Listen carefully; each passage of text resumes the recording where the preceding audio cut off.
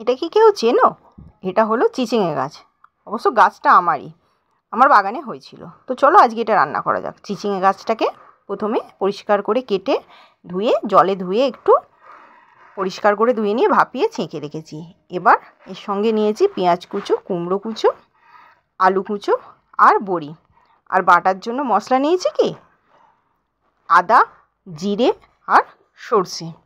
আর সঙ্গে নিয়েছি নুন, হলুদ, লঙ্কা গুঁড়ো। আদা জিরেটা বেটে নিয়েছি। এবার ফোড়ন দেওয়ার জন্য তেজপাতা, শুকনো লঙ্কা আর 5 ফোড়ন। কড়াইতে দেখো তেল গরম হচ্ছে। হ্যাঁ, অবশ্য আনাজে কিন্তু তোমরা বেগুন এর মধ্যে অ্যাড করতে পারো। কড়াইতে তেল গরম হচ্ছে। গরম হওয়ার পর এর মধ্যে সবার প্রথমে বড়িগুলো ভেজে তুলে নেব। প্রথমে বড়িগুলো ভাজা হচ্ছে। বড়িগুলোকে একটু ভালো করে লাল লাল করে নেড়ে চেড়ে ভেজে নেব। লাল লাল করে ভেজে নিলে হয় কি কাদার মতো ভেঙে যায় না, শেষ পর্যন্ত বড়িগুলো গোটাই থাকে। বড়িগুলো ভেজে তুলে নিয়েছি। দেখো ভাজা হয়ে গেলে এবার বড়িগুলোকে তুলে নিয়েছি। এবার সেই তেলের মধ্যে যেটুকুনি তেল পড়েছিল সেই তেলের মধ্যে দিয়ে দিলাম 5 ফোড়ন, তেজপাতা, শুকনো লঙ্কা দিয়ে ভালো করে একটু নাড়াচাড়া করব। ভালো করে নাড়াচাড়া করে এর মধ্যে কেটে রাখা আনাজগুলো দিয়ে দেব। আনাজগুলো দিয়ে এবার সেটাকে ভালো করে কিছুক্ষণ ভাজবো। দেখো পেঁয়াজগুলো কুচোনোর পর একটু গোটা গোটা ছিল, তাই খুন্তির সাহায্যে এগুলোকে ভেঙে নিচ্ছি।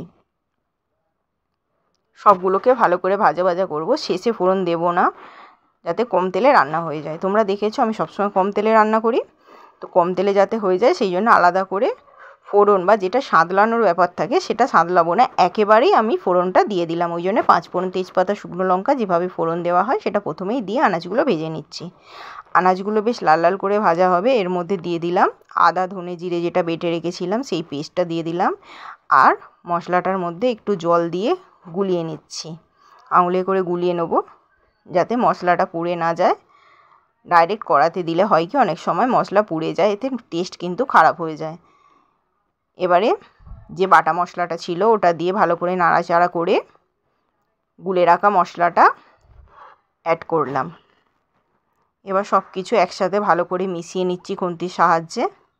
দেখো পরিষ্কারভাবে মিশিয়ে নেবার পর ভালো করে কিছুক্ষণ এটাকে নাড়াচাড়া করে কষিয়ে নেব যাতে ভালো করে কষানো হয়ে যায়।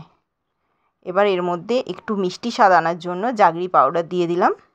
জাগরি পাউডার ঘরে না থাকলে চিনি বা গুড় যে যেটা প্রেফার করবে সেটা ব্যবহার করতে পারো। সব কিছু দিয়ে ভালো করে মিশিয়ে নিচ্ছি। নেওয়ার পর যে বড়ি আর চিচিঙে শাকগুলো ভাপিয়ে জল ছেঁকে রেখেছিলাম সেগুলো দিয়ে দিলাম। দিয়ে এর মধ্যে কিছুটা জল অ্যাড করব।